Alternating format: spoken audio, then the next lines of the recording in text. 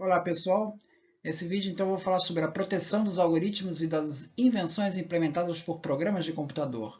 É uma série de 10 vídeos, esse é o 9º vídeo, eu vou falar das ações judiciais.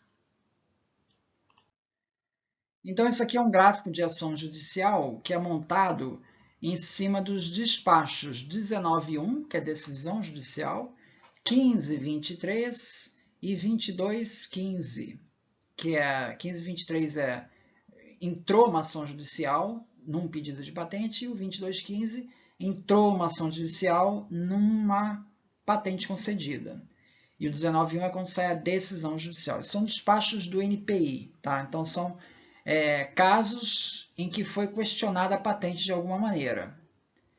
E que tenham sido, esse gráfico é montado com esses despachos aí, que tenham sido realizados pela Dicel ou Ditel, que é onde a gente viu lá naquela primeira estatística, que é onde incidem a grande maioria dos pedidos de invenções relacionadas a programas de computador. Então você pode ver que esse número de ações judiciais aqui, veja bem, eu posso ter uma ação judicial aqui de um pedido que foi da Dicel e que é só eletrônica, não tem nem software no meio, tá? Mas é uma maneira, uma aproximação isso daqui, né? Então você vê que o número gira em torno de 15 e aumentou um pouquinho para 25 no último ano aqui de 2021. Então, mas, enfim, ainda é um valor, se você for considerar em relação às patentes concedidas, é um percentual bem reduzido, né? Aqui uma outra estatística, eu peguei as patentes que tiveram deferimento ou indeferimento. Não, só deferimento, Só deferimento, tá? Deferimento, que foram feitas pela Dicel e da Ditel e que tiveram ação judicial, decisão de ação judicial, 19.1. Então, aí foi analisado essas patentes e se constatou que 23 dessas patentes tratam de implementação de software, tá? Eu entrei em cada uma dessas 23, em todas as decisões, nenhum acórdão foi discutido o mérito com relação à patenteabilidade disso, de tais invenções. Então, não tem sido objeto de litígio, né? A questão, toda essa discussão que a gente viu sobre incide no artigo 10 ou não, o índice de ação judicial sobre que vai discutir essa questão é baixíssimo, né? Aqui a mesma busca que fazendo, ou seja, uma busca procurando as ações judiciais aqui com decisão em que aparece o Google como depositante, já tem 0, não foi encontrada nenhuma.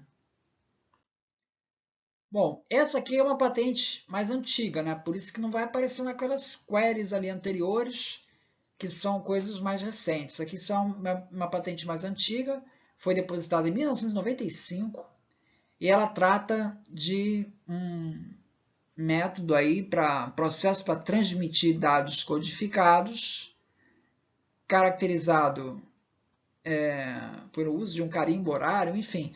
Mas isso aqui é um pedido na área de telecomunicações e que é implementado em programas de computador. Tá? Na ação, que foi decidida aqui em segunda instância pelo TRF2, em nenhum momento foi discutido a questão da patentabilidade. Ou seja, ou melhor, o tribunal concluiu que ele não questionou a patentabilidade disso, ele não enquadrou isso com o artigo 10. Tá? Então, é uma invenção de processo implementado por programa de computador e que o tribunal entendeu que não atingia o artigo 10, não era considerado qualquer problema, ou seja, foi considerada invenção. As autoras, né, baseado no depoimento do matemático, professor João Antônio Zufo, elas dizem o seguinte, que a matéria protegida constitui método matemático, que é o algoritmo, etc, etc, e que não poderia ganhar patente para isso. Trata-se de mera abstração. O NPI, por sua vez, ele diz que não, que isso é um problema técnico e isso pode ser objeto de patente. Isso está fora do universo da matemática pura. Então, é um problema de codificação de um canal e na área de telecomunicações e que não é um método matemático. Foi a posição do NPI e que acabou ganhando, acabou prevalecendo. É interessante que nesta mesma ação do PI 950-6773, uma das reivindicações é de sinal. Então, é curioso, né? Porque no SPTO esse tipo de reivindicação não ganha, não são aceitas. Agora, aqui no NPI essa patente foi concedida e não foi contestada no tribunal. Então, a princípio, é válido. A Silvia Boechat, ela fez aqui uma pesquisa sobre patente de sinal. Ela listou aqui diversas patentes de sinal concedidas pelo NPI e, curiosamente, todas de titularidade da Philips. Tá? As 3 primeiras patentes foram objeto de ação de unanimidade, mas todas foram confirmadas. Então, ela conclui, considerando os casos analisados até hoje, como não houve nenhuma decisão contrária ao entendimento atual, o que se tem é a permissão de tal patenteamento. Então, em princípio, trata-se de reivindicações permitidas.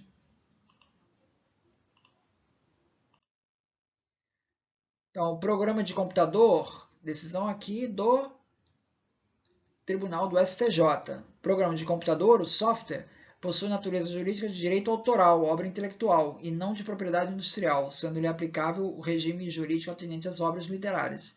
Então, o programa em si é direito autoral. Não, isso já está sedimentado no STJ.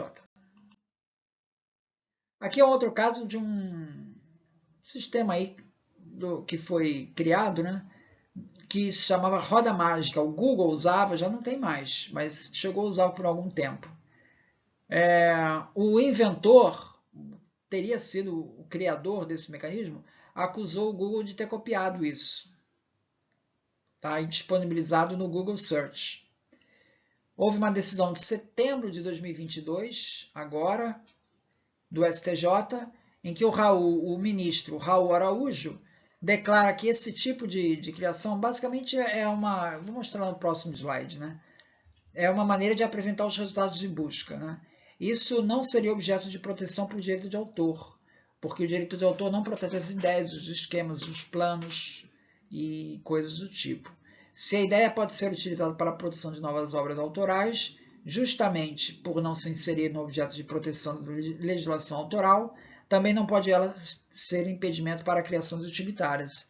A obra, os autos, não atende ao conceito de obra autoral, seja porque descreve o funcionamento do site em tese, compreendendo mera ideia, não protegida por direito de autor, seja porque seu valor, reconhecido pelas instâncias ordinárias, vincula-se à forma gráfica, o que implica a necessidade de registro no NPI perante desenho industrial.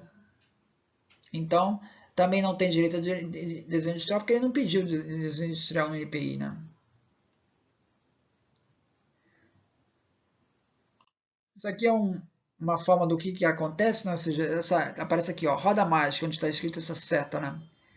Então, quando você opta por essa opção aqui de roda mágica, ele vai mostrar como se fosse aqui uma bola no centro com o teu mecanismo de busca, móveis, tá?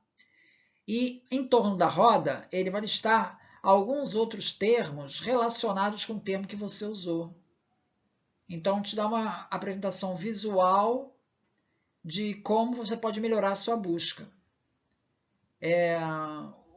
O juiz STJ concluiu que isso não poderia ser protegido por direito autoral e que poderia ser protegido por desenho industrial. Olha só, desenho industrial. Mas, de qualquer maneira, não pediu desenho industrial, né?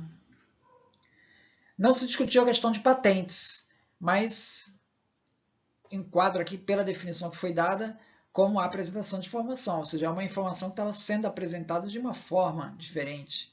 Então, está bem dentro de apresentação de informação, ou seja, como patente, esse tipo de solução também possivelmente não poderia prosperar.